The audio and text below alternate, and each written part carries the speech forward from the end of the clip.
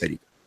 اور اس میں پاکستان آنے کے بعد جو صاحب ماہر تھے ان کے سامنے کوئی غلط اردو بولا اور انہوں نے ٹوکا، فوراً ٹوک دیتے تھے. اب کسی نے ان کے سامنے بولا غلطی، انہوں نے کہا اور زبر، لام کا زبر، ارے کہیے غلطی، غلطی نہیں. اب اس طرح کے کوئی 50% غلطیاں ٹی وی پہ روز ہو رہی ہوتی ہیں، اور اپنی اردو زبان کو ملغوبہ بنا رہے ہوتے ہیں. سب جتنے بیٹھے بول رہے نہ یہ پتہ ہے انہیں کہاں زبر لگانا ہے، کہاں ذیل لگانا ہے، کہاں پیش لگانا ہے، کس لفظ کی کیا جمع ہے. تو بعض مشکل لفظ اردو کے، تو یہ چیز پاکستان میں پیدا ہونے والی تھی.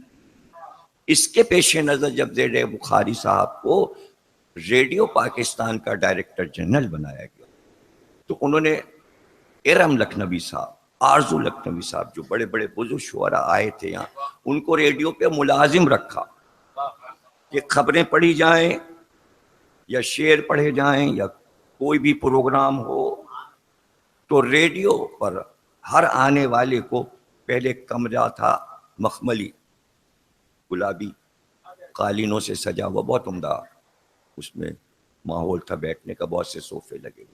بخاری صاحب کا خاص کمرہ تھا وہ، جہاں بیٹھ کے وہ سنتے تھے کہ کوئی غلط ریڈیو پہ تو نہیں بولا یا کوئی غلط پروگرام تو نہیں ہوا.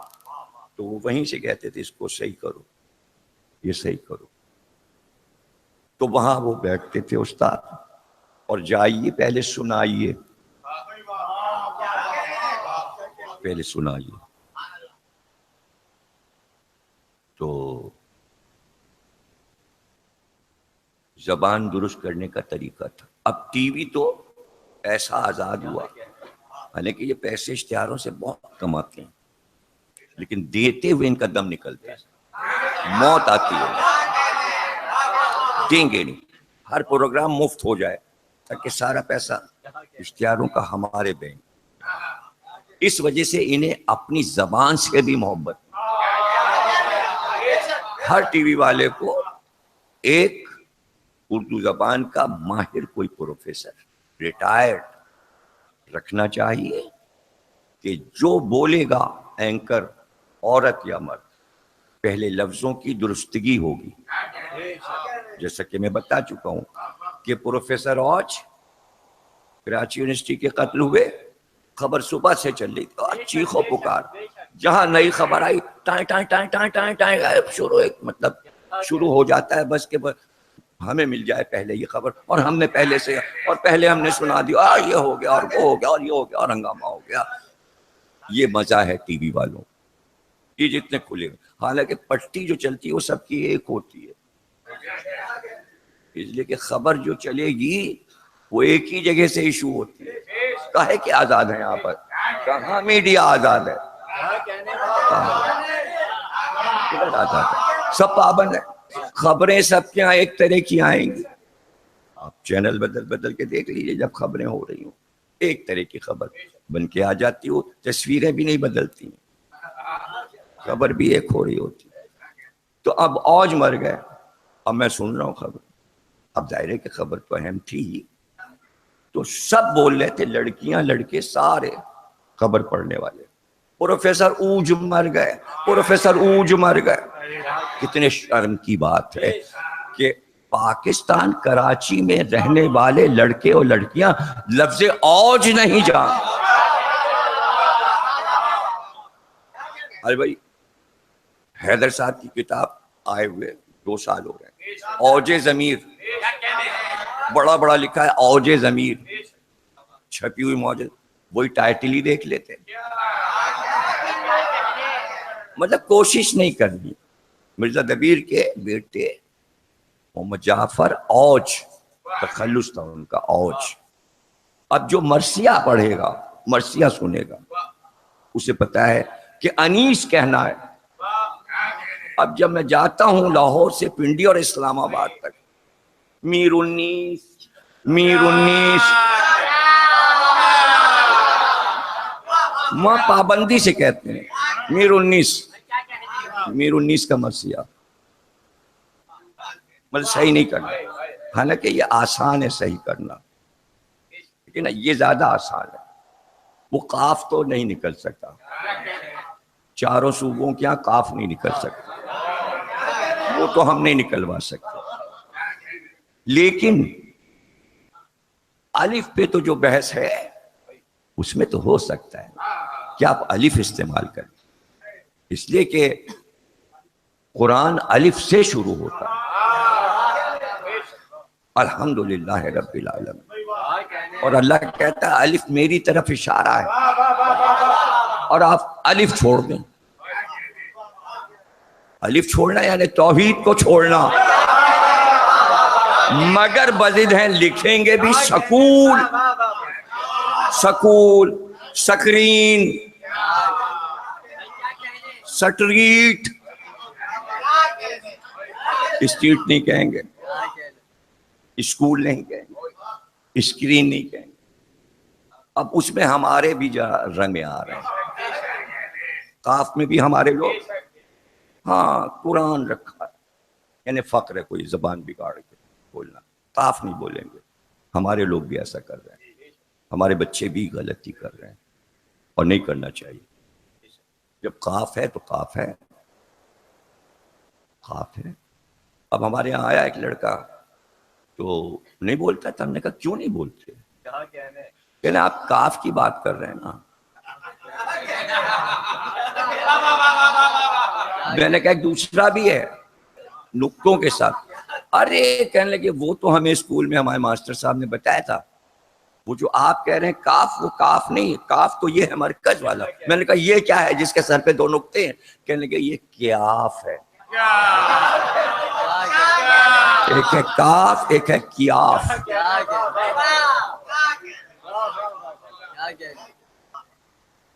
کہ سوال یہ ہے کہ جب یہ اعلان ہو گیا کہ خون حسین کا انتقام صرف اللہ لے سکتا ہے اور حق اس کے پاس ہے، تو اب مختار کی کیا ضرورت ہے؟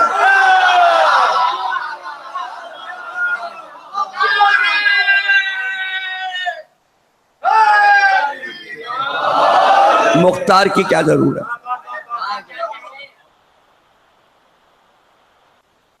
مختار کیوں آئے؟ اللہ انتقام لے گا محشر میں. تو یہ بتانا ضروری ہے کہ اللہ نے مختار کو مقرر کیا. تو یہ سوال اللہ سے ہو سکتا ہے کہ جب تو خود انتقام لے گا تو تو نے مختار کو اتنی طاقت کیوں عطا کی کہ وہ سب پہ حاوی ہو گیا. جو لڑ رہے تھے آپس میں تخت کے لیے سب پہ حاوی ہو گئے مختار. اس کی ضرورت بیچ میں کیسے پڑ گئی؟ اور یہ پہلے سے مولا علی کی حدیث کیوں آ گئی کہ ہاں مختار اس کا نام ہوگا اور وہ میرے بیٹے کے خون کا انتقام لے گا، اور انتقام خون حسین کے بدلے 3,83,000 لوگوں کو قتل کرے گا. اس میں وہ سب شامل ہوں گے جو قاتلان ہیں، وہ بھی شامل ہیں کہ جو قتل حسین پر راضی تھے.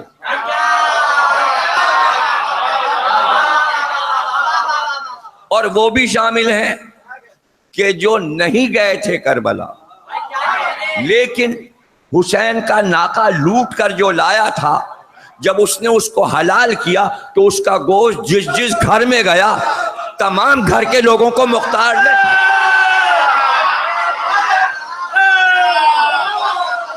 ایک حکایت آپ کو سناتا ہوں، مشہور امام صادق علیہ السلام سے ہے،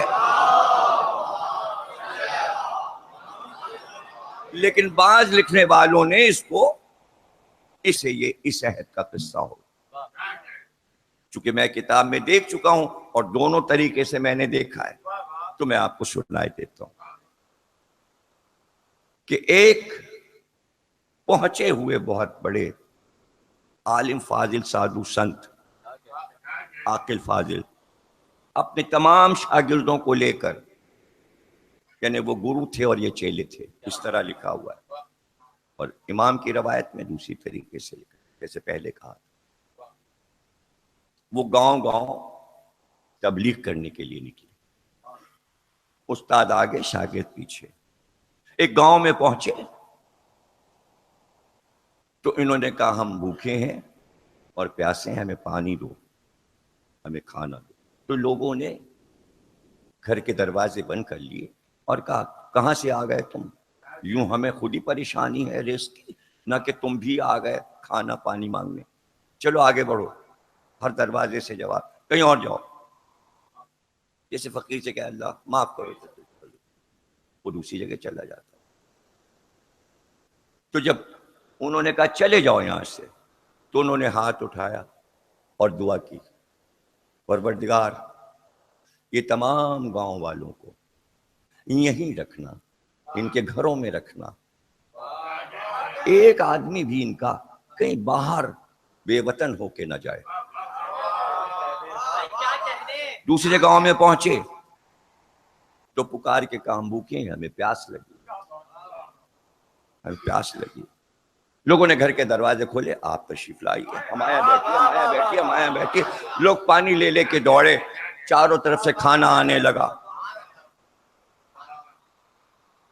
کھانا کھایا، پانی پیا، پھر رخصت ہوئے. جب چلنے لگے گاؤں سے تو پھر ہاتھ اٹھائے، کہ پروردگار ان سب کو اس گاؤں میں رہنے نہ دینا، ان گھروں میں یہ رہنے نہ پائیں، ان سب کو منتشر کر دے، پھیلا دے دنیا میں، یہ سب کہیں نکل جائیں مگر یہاں نہ رہیں.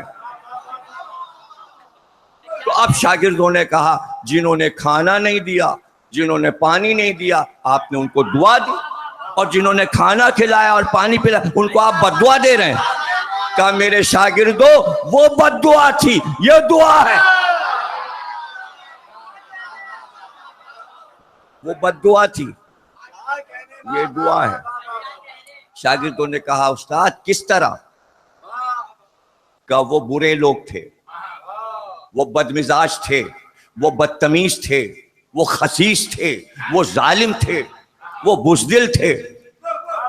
اس لیے میں نے اللہ سے کہا یہیں مر جائیں، یہیں گر جائیں، یہیں دفن ہو جائیں. اگر یہ باہر جائیں گے تو اپنی بری عادتیں جہاں جائیں گے پھیلائیں گے، بزدلی پھیلائیں گے، غصہ اور بدتمیزی پھیلائیں گے، بخالت پھیلائیں گے. یہیں مر جائے تو اچھا، یہیں مر جائے تو اچھا.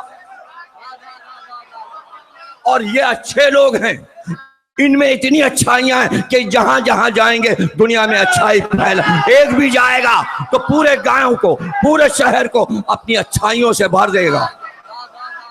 اب یہ سمجھنا مشکل ہے، سمجھنا کیا مشکل ہے یہ کہ نبی کی اولاد مدینے میں نہ رہنے پائے.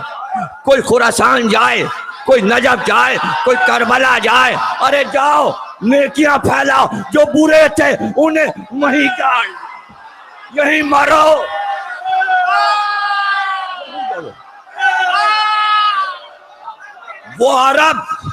وہ عرب جس میں رسول نے ظہور فرمایا، اسی عرب نے ڈھونڈے سے ایک اولاد رسول کا سید نہیں ملتا. پتہ چلا سب کہیں چلے گئے، سب کہیں چلے گئے. وہ تو ایک گاؤں کی بات تھی، اس گاؤں میں کتنے لوگ ہوں گے؟ 5,000 10,000.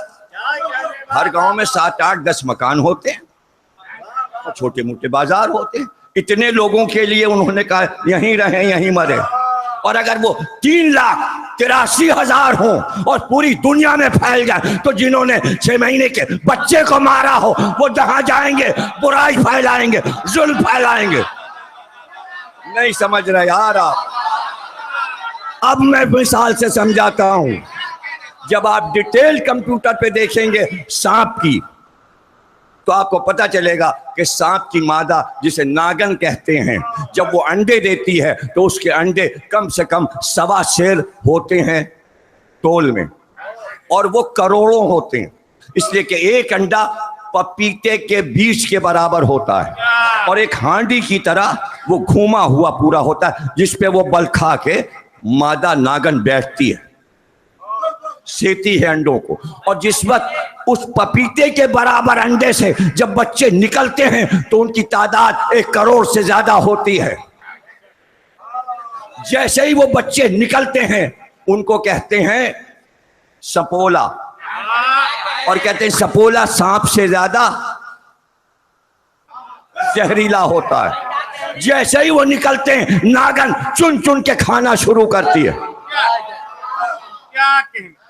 भाई तो लिखने वालों ने लिखा कि माँ अपने बच्चों को क्यों खा जाती है, तो उसकी वजह यह बताई गई कि अगर जब से सांप पैदा हुआ है, अगर नागन करोड़ों सांप न खा रही होती तो जमीन पर चलने की जगह ना होती, सांपों पे इंसान चल रहे होते।